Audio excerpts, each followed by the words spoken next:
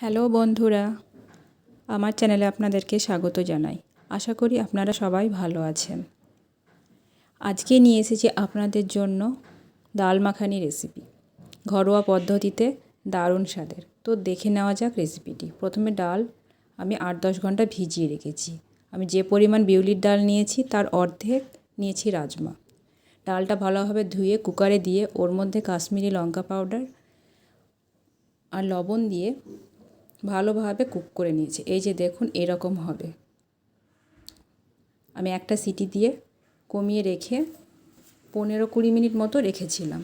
এবার কড়াইয়ে সাদা তেল আর বাটার দিয়ে ওর মধ্যে কুচনো পেঁয়াজ দিয়ে ভালোভাবে নাড়াচাড়া করে নিয়ে ওতে আদা রসুন পেস্ট, কাশ্মীরি লঙ্কা পাউডার দিয়ে ভালোভাবে আমি কষিয়ে নিয়েছি। আর একটু হলুদ গুঁড়ো, লবণ দিয়ে কষিয়ে নিয়েছি। ওটা কষানো হয়ে গেলে ওর মধ্যে টমেটো পিউরি দিয়ে দিয়েছি। টমেটো পিউরি যদি ঘরে না থাকে, বাড়িতে থাকা টমেটোগুলো পেস্ট করে আপনারা দিতে পারেন। এতে স্বাদের কোনো হেরফের হবে না।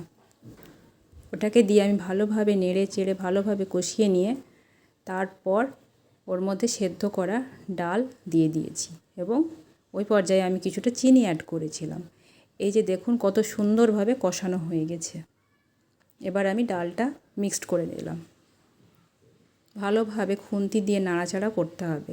খুন্তির থেকে ভালো হয় যদি একটা হাতা দিয়ে হাতার পিছন দিক দিয়ে এই যেভাবে আমি করছি ওইভাবে একটু চাপ দিয়ে দিয়ে নাড়া হয়। এতে কী হবে, অর্ধেকটা পরিমাণ ডাল গলিয়ে দেওয়া যাবে। ডালটা গলে গেলে তবেই এর টেক্সচারটা এবং টেস্টটা ভালো আসবে।